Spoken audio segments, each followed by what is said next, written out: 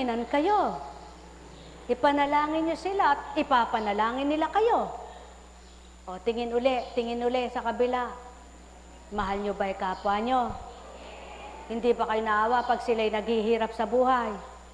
Oh, kung naawa kayo, panalangin nyo rin na matapos ang paghihirap nila sa buhay. Ngunit huwag kayong maging daan para lalong maghirap sila. Buhay ba, Ama? Oh, tingin uli sa kapwa nyo, tingin. Mahal nyo ba ang kapwa nyo? Hindi ba kayo nasasaktan kapag may lumuluha sa kanila?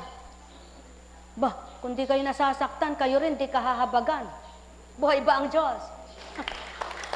O, tingin kayo sa langit. Nakita nyo ba yung langit? O, sige. Sino nga makakakita sa langit may bubong ito? Yan, ang totoo. Kapag may harang, hindi nyo makikita ang liwanag. Tama ba? Kaya upang magliwanag ang isip nyo, dapat mahawi ang dilim na pumapasok sa inyong kaisipan. Buhay ba ang Diyos? Upang makita nyo ang liwanag na dulot ng Amang mahal. O, tingin uli. Sa pintuan. Di ba nahirapan ang inyong leeg? Oh, yan. Ang katotohanan. Kapag hinahanap mong matwid, hinahanap mong pintuan ang daan ng katotohanan, mahihirapan ka sa una. Ngunit, huwag lamang leeg mo ang napapalipit. Isunod mo katawan mo, mabalis. Paano ka susunod ang katawan kung nakaupo ka? Yan din. Kung ayaw mong kumilos sa pananampalataya mo, ayaw mong gumalaw sa pananalig mo, talagang mahirapan ka. Kumilos ka, gumawa ka, magaang, manalig sama. Teka muna.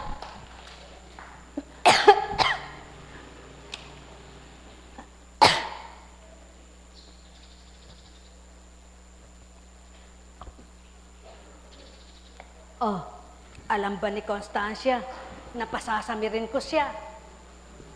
Kayo rin. Kung may dinaranas kayo, hindi nyo rin alam yan, di ba? Ngunit may paraan. Tulad ng tubig, pinalagok ko siya. Kayo, lumagok kayo ng tubig na hindi magdudumi kailanman. Lugokin nyo at lagukin nyo ang salitang banal na kailan may di magpapahamak sa inyong katauhan. At sinisigurado sa inyo ng Ama, itong magsisilbing linis ng buo niyong katawat kaluluwa. Kaya, ang uminom ng tubig ay di na muli pang mauhaw. Ngunit di mawawaan maunawa ng tao. Uminom lang ka ng tubig, sino kaya hindi na nauhaw huli? Pilosopo. Ibig sabihin, ang tubig na bukal ng buhay.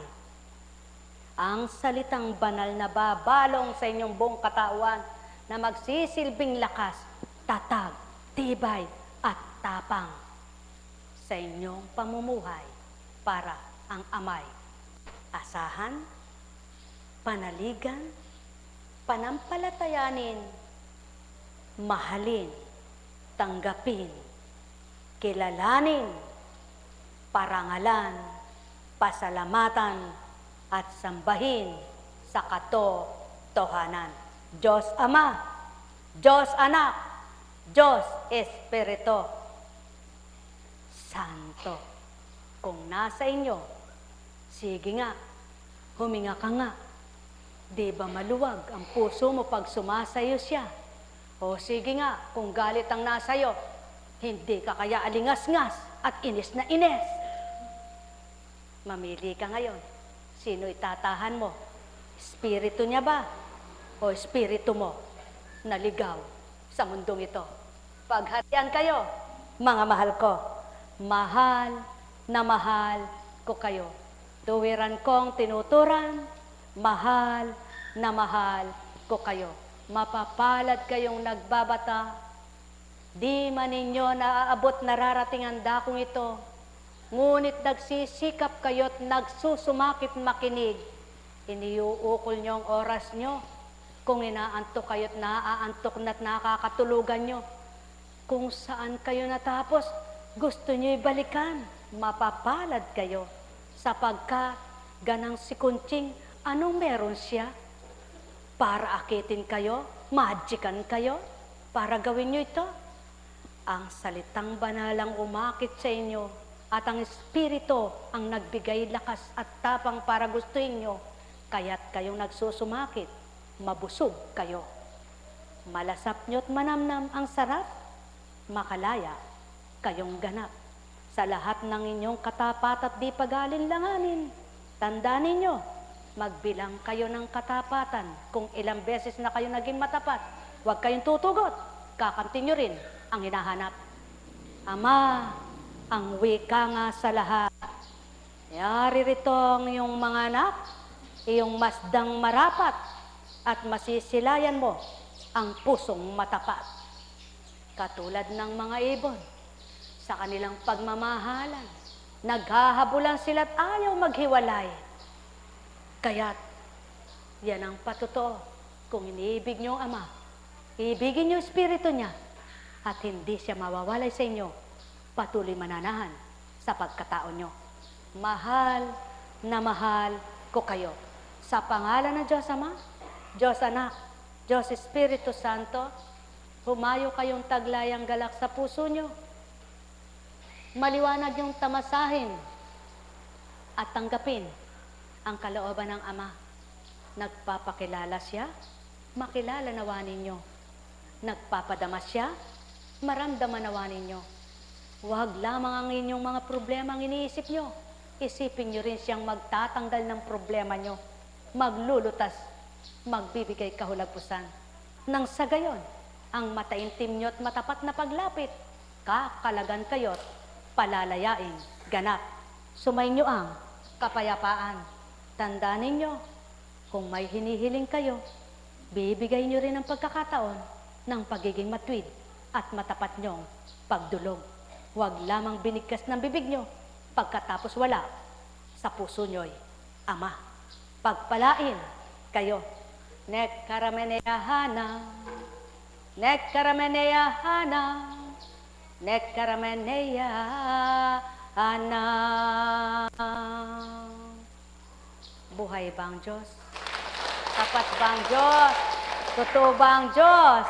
Masaya ba ang buhay? Itaas nyo nga ang mga nakinabang na. Di man sinabi, itaas ang kamay ng mga nakinabang. Salamat naman kamay ang tinaas nyo. Magtaas nga ng kamay ang mga masaya. Hoy, magpakatotoo kayo, masaya nga ba kayo? Magtaas nga ng kamay ang may pag-asang gagaling siya. Magtaas ng kamay ang may pag-asang makalalaya siya. Magtaas ng kamay ang pupuri sa Ama. Sabihin nyo nga, Amen! Amen!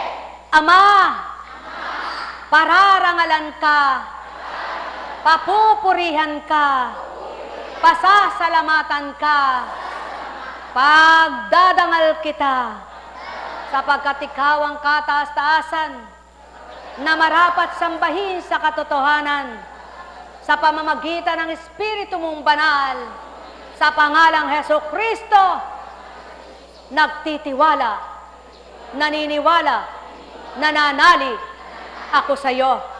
Amen! Salamat. Pwede na, magsiuwi na. Buhay po ba ang Diyos? Tapat po ba ang Diyos? May gawain pamamaya eh. At ako po ay dadalaw lang po kay Father Jess. Pwede po bang wala nang mangistorbo kahit isa? Gusto ko pong dalawin lang namin si Father Jess at nawa po ay may makasama akong mga lagad. No? Pasalamatan natin ang paring nagmahal sa atin at nagbigay pahalaga. Ngayon po ay kailangan. Teka po. Opo. Sige po. Sensya na po. Gusto ko naman pong maiyukol sa kanyang oras ko. Sandali. Ay may gawain po.